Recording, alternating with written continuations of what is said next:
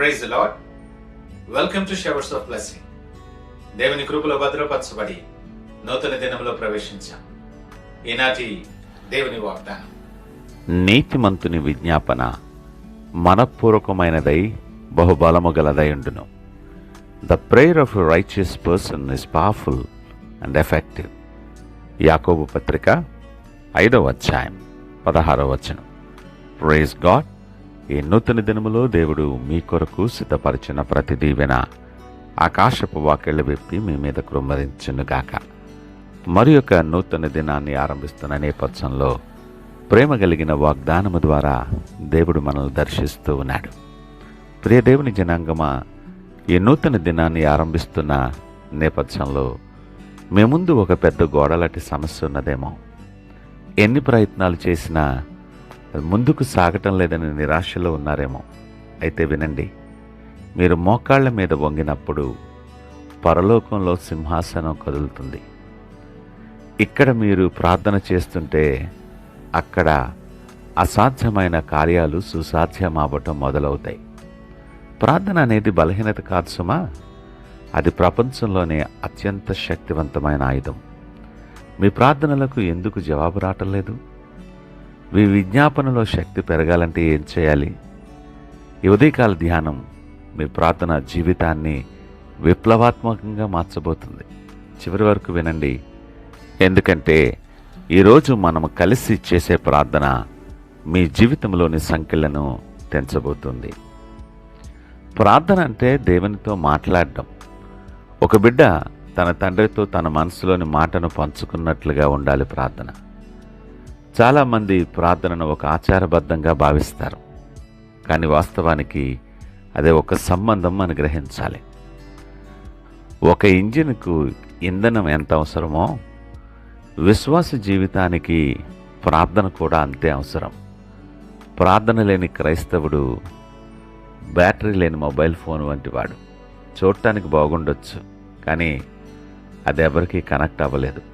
ప్రార్థనలో ఉన్న గొప్ప శక్తి మనం ధ్యానం చేస్తే, మొదటిగా పరిస్థితులను మార్చే శక్తి ప్రార్థనకుంది. ప్రకృతి నియమాలను కూడా ప్రార్థన మార్చగలదు. ఏలియా ప్రార్థన చేసినప్పుడు ఆకాశం మూయబడింది. మళ్ళీ ప్రార్థించినప్పుడు వర్షం కురిసింది. నీవెదుర్కొంటున్నటువంటి అనారోగ్యం కావచ్చు, ఆర్థిక మాంద్యం కావచ్చు, నీ ప్రార్థన ఆ పరిస్థితిని తిరగరాయగలదు. దేవుడు తన బిడ్డల మొర్ర విని తన కార్యాచరణను మారుస్తాడని గ్రహించు. రెండవదిగా, ప్రార్థన కేవలం బయట ఉన్న సమస్యలను మాత్రమే కాదు సుమా, లోపల ఉన్న మనల్ని కూడా మారుస్తుంది. మనం ప్రార్థనలో గడిపినప్పుడు మన కోపం, అసూయ, భయం ఇలాంటివన్నీ తొలగిపోయి దైవికమైన స్వభావం మనలోనికి వస్తుంది. ప్రార్థన మనల్ని దేవుని చిత్తానికి అనుగుణంగా మలుస్తుంది. మూడవదిగా, మనం మోకాళ్ళ మీద ఉన్నప్పుడు అపవాది భయపడతాడు. పేతురు జైల్లో ఉన్నప్పుడు సంఘమంతా ప్రార్థన చేసింది. ఫలితంగా సంకెళ్ళు తెగిపోయాయి, జైలు తలుపులు తెరుచుకున్నాయి. నీ కుటుంబంలో లేదా నీ జీవితంలో అపవాది వేసిన ఏ సంకెళ్ళనైనా ప్రార్థన ద్వారా నువ్వు తెంచివేయగలవు. ధైర్యం తెచ్చుకో. ఈ వాక్యపు వెలుగులో ఒక నిమిషం మీ ప్రార్థన జీవితాన్ని గురించి ఆలోచన చేయండి. మీ ప్రార్థన కేవలం సమస్య వచ్చినప్పుడే గుర్తొచ్చే ఒక ఎమర్జెన్సీ అలారం లాగుందా, లేక దేవునితో ప్రతిరోజు చేసే సంభాషణ అలా ఉందా? నీ ప్రార్థనా జీవితం ఎలా ఉంది ఈ దినం? చాలామంది నాకు ప్రార్థన చేయటానికి సమయం లేదంటారు, కానీ నిజానికి ప్రార్థన చేయటానికి సమయం లేకపోవటం అంటే గెలవటానికి నీకు సమయం లేకపోవటమేన అర్థం. మనం దేవునితో గడపకుండా లోకంతో పోరాడాలని చూస్తున్నాం. అందుకే త్వరగా అలసిపోతూ ఉంటాం. ఈ మాటలు వింటున్న ప్రియ దేవుని జనాంగమా, నీవు నీ పాత అశ్రద్ధను ఈ దినం విడిచిపెట్టే. నేనేమి చేయలేను, అంతా నువ్వే చేయాలని దేవుని మీద సంపూర్ణంగా ఆధారపడటమే ప్రార్థనలో మొదటి మెట్టు. నీ విన్నపాలు దేవుడు వినటం లేదని నువ్వు అనుకుంటున్నావేమో, కానీ ఆయన నీ ప్రతి కన్నీటి చుక్కను తన బుడ్డిలో దాచి ఉంచాడు. ప్రియదేవుని జనాంగమా, మీ జీవితంలో ప్రస్తుతం ఏ సమస్య మిమ్మల్ని ఎక్కువగా వేధిస్తుంది? ఏ విషయం కొరకు మీరు దేవుని జవాబు కొరకు కనిపెట్టుకొని ఉన్నారు? ఇప్పుడే కామెంట్ సెక్షన్లో మీ ప్రార్థన విన్నపాన్ని క్లుప్తంగా తెలియచేయండి. లేదా లార్డ్ హియర్ మై ప్రేయర్ అని టైప్ చేయండి.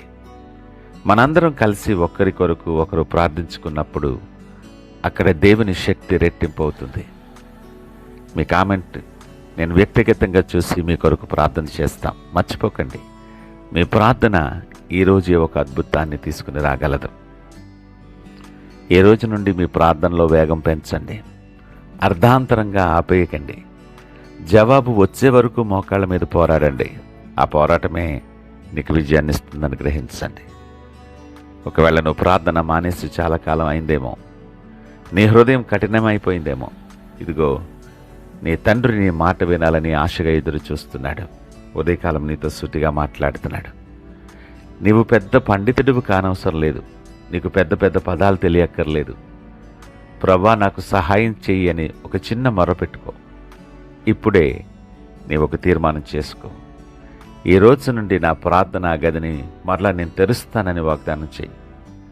ఇలా ఎవరైతే తీర్మానం చేసుకుంటారో వారి జీవితాల్లో ఒక కొత్త ఆత్మీయ విప్లవం ఇప్పుడే మొదలవబోతుంది. ప్రార్థన ఆలకించు దేవుని వైపు విశ్వాసముతో చూస్తూ ఈ నూతన దినాన్ని ప్రార్థనతో ఆరంభిద్దామా? ప్రార్థించుకుందాం. పరిశుద్ధుడు, నమ్మకమైన దేవా, మీకు వందనాలు. సర్వశక్తిమంతుడా, మీకు వందనాలు. ప్రార్థన అనే గొప్ప ధనాన్ని మాకు ఇచ్చినందుకు వందనాలు. ఈ సందేశం వింటున్న ప్రతి బిడ్డలో ప్రార్థన ఆత్మను కుమ్మరించండి ప్రభువా. వారు మోకాళ్ళ మీద పోరాడే వీరులుగా తయారవ్వటానికి సహాయం దయచేయండి. వారి ప్రతి విన్నపాన్ని పరలోకము నుండి మీరు విని జవాబును పంపించమని ప్రార్థన చేస్తున్నాను. అనారోగ్యంతో ఉన్నవారు స్వస్థత పొందాలి. బంధకాల్లో ఉన్నవారు విడుదల పొందాలి. వారి ఇల్లు ప్రార్థనా మందిరంగా మార్చబడాలి. ప్రభా, ఈ దినమంతా నీ కృపలో వారిని భద్రపరచమని, మీకు మహిమకరముగా అనేక మందికి దీవెనకరముగా బిడలను స్థిరపరచి బలపరచమని, సకల మహిమ ఘనత ప్రభావాలు మీకే ఆరోపిస్తూ యేసు పరిశుద్ధ నామమున అడుగుచున్నాం తండ్రి. ఆమేన్. God bless you.